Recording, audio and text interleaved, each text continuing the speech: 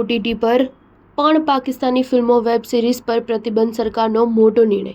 ભારતના માહિતી અને પ્રસારણ મંત્રાલયે રાષ્ટ્રીય સુરક્ષાના હિતમાં એક મહત્વપૂર્ણ નિવેદન બહાર પાડ્યું છે, જેમાં મંત્રાલયે ભારતમાં ચાલતા તમામ ઓટીટી પ્લેટફોર્મ્સ, મીડિયા સ્ટ્રીમિંગ પ્લેટફોર્મ્સને તાત્કાલિક અસરથી પાકિસ્તાનમાં બનેલા કોઈપણ કન્ટેન્ટનું સ્ટ્રીમિંગ સબસ્ક્રિપ્શન આધારિત મોડેલ પર પણ પ્રતિબંધ કરવાનો નિર્ણય આપ્યો છે. ભારતના માહિતી અને પ્રસારણ મંત્રાલયે રાષ્ટ્રીય સુરક્ષાના હિતમાં નિર્ણય લીધો છે. પાકિસ્તાનમાં બનેલા કન્ટેન્ટમાં વેબ સિરીઝ, મૂવીઝ, ગીતો, પોડકાસ્ટ અથવા કોઈપણ પ્રકારનું કન્ટેન્ટ શામેલ છે.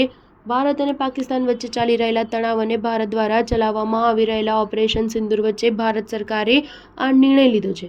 આ પહેલા મંગળવાર 6 મેના રોજ મધ્યરાત્રિએ ભારતીય સેનાએ પાકિસ્તાનમાં 9 આતંકવાદી ઠેકાણા પર હુમલા કર્યા હતા અને પહલગામમાં થયેલા આતંકવાદી હુમલાનો બદલો લીધો હતો.